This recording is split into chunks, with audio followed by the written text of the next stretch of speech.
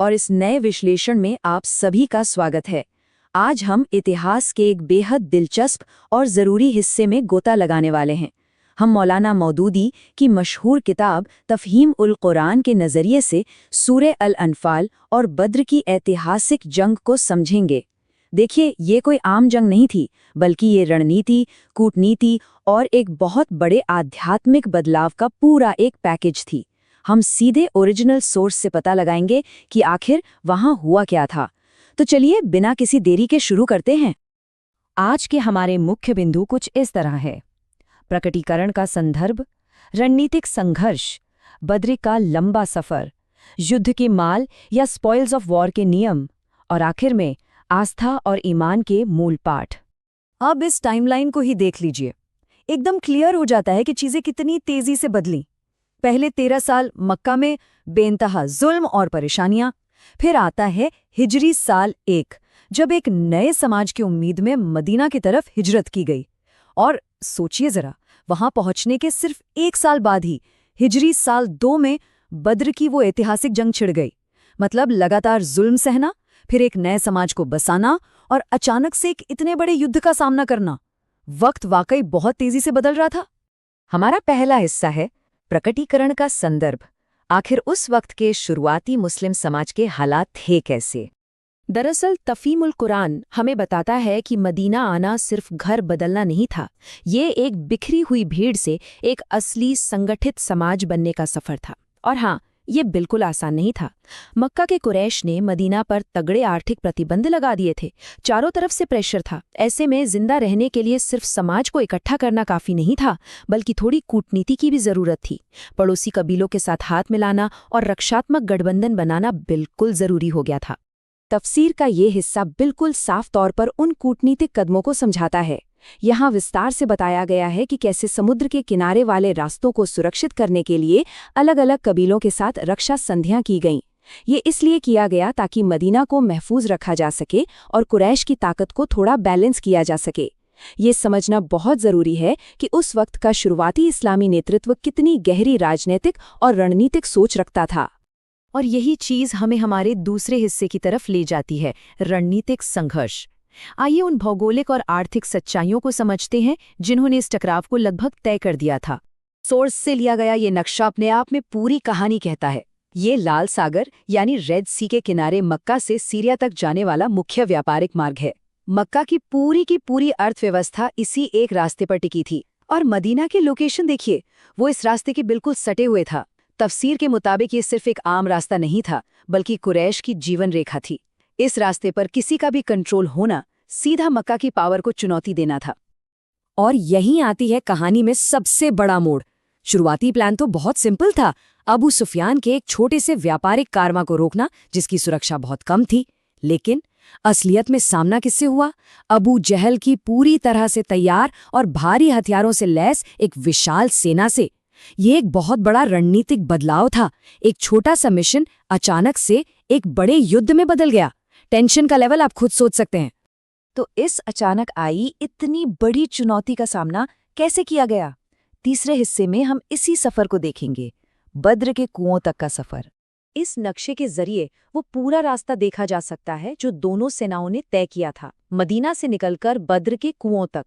देखिए, बद्र में पानी का एक बहुत जरूरी स्रोत था और रेगिस्तान में पानी पर कब्जा होने का मतलब है आधी जंग जीत लेना। दोनों सेनाओं के लिए वहां पहुंचना रणनीति का एक बड़ा हिस्सा था। ये हमें उस वक्त की ग्राउंड रियलिटी का बिल्कुल साफ अंदाजा देता है। अब इस तुलना को ध्यान से देखिए। तफसीर में इन आंकड़ों का जिक्र बहुत बारीकी से किया गया है। एक तरफ थे मुसलमान, गिनती में 300 से कुछ ही ज्यादा, और उनके पास क्या था? सिर्फ 2 घोड़े और 70 ऊंट। ज्यादातर लोगों को पैदल चलना था। वहीं दूसरी तरफ कुरैश की सेना, लगभग 1000 लोग, और घोड़े, ऊंट और हथियारों की कोई कमी नहीं। अगर हम सिर्फ साजो सामान और सैनिकों की गिनती देखें तो ये कोई मुकाबला था ही नहीं। मुस्लिम सेना स्पष्ट रूप से बहुत बड़े नुकसान की स्थिति में थी। और इन्हीं सब असमानताओं की वजह से इस सोर्स में बद्र को सिर्फ एक लड़ाई नहीं माना गया है। इसे इस्लामी आंदोलन के अस्तित्व के लिए एक निर्णायक जंग कहा गया है। तफसीर बिल्कुल साफ करती है कि अगर उस दिन वो मुट्ठी भर लोग हार जाते तो मदीना का वो नया बना समाज हमेशा के लिए खत्म हो सकता था। सब कुछ दांव पर लगा था, करो या मरो वाली स्थिति थी।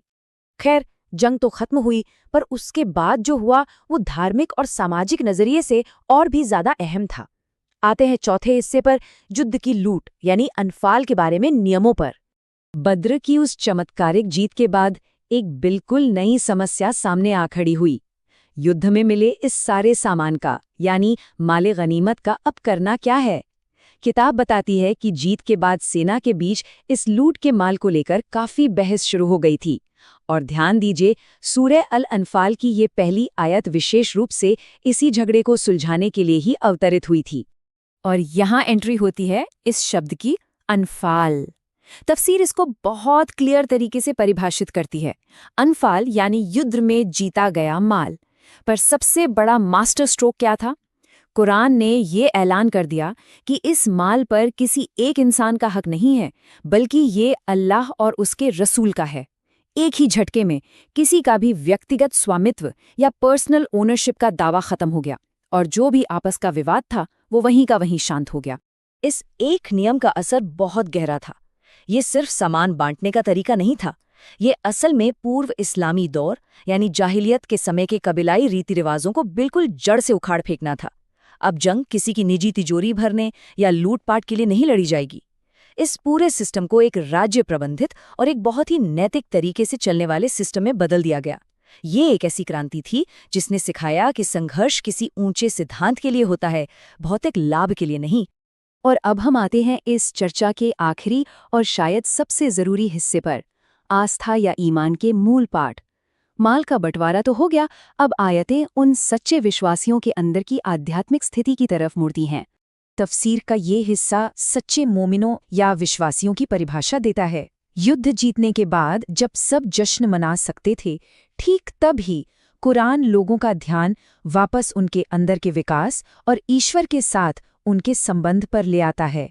तफसीर में इन गुणों की एक बहुत खूबसूरत लिस्ट दी गई है। सच्चे विश्वासी वो हैं जिनके दिल अल्लाह का नाम सुनकर कांप उठते हैं। जब आयतें उनके सामने पढ़ी जाती हैं तो उनका ईमान और ताकतवर हो जाता है। वो ईश्वर पर अपना भरोसा कभी नहीं खोते। वो नियमित नमाज कायम करते हैं और अपनी संपत्ति को दान में खर्च करते हैं। ध्यान दिया आपने? यहाँ किसी को ये नहीं बताया जा रहा कि तलवार कैसे चलानी है, बल्कि इन अंदरूनी आध्यात्मिक खूबियों को ही सबसे ऊंचा दर्जा दिया गया है।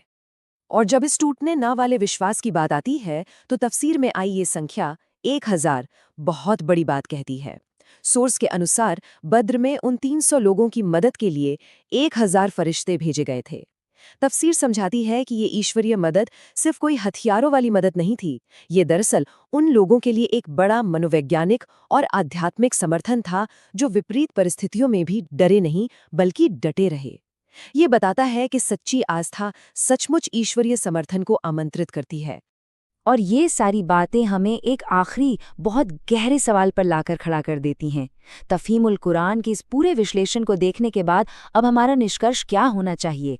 क्या इतिहास सिर्फ हथियारों, सेना की गिनती और सैन्य रणनीति से लिखा जाता है, या जैसा कि बद्र की ये पूरी कहानी और उसकी कुरानी व्याख्या हमें दिखाती है, इतिहास असल में उन लोगों के कभी न टूटने वाले आध्यात्मिक विश्वास और नैतिक दृढ़ता से आकार लेता है जो अपने सिद्धांतों पर अडिग रहते हैं। ये स्रोत हमें इसी बहुत ही विचारणीय प्रश्न के साथ छोड़ जाता है। आज के इस विश्लेषण में हमारे साथ जुड़े रहने के लिए बहुत बहुत शुक्रिया। हमें उम्मीद है कि इन तथ्यों ने इस ऐतिहासिक घटना को एक नए और बेहतर तरीके से समझने में मदद की होगी। बस ऐसे ही पढ़ते रहिए और नया सीखते रहिए।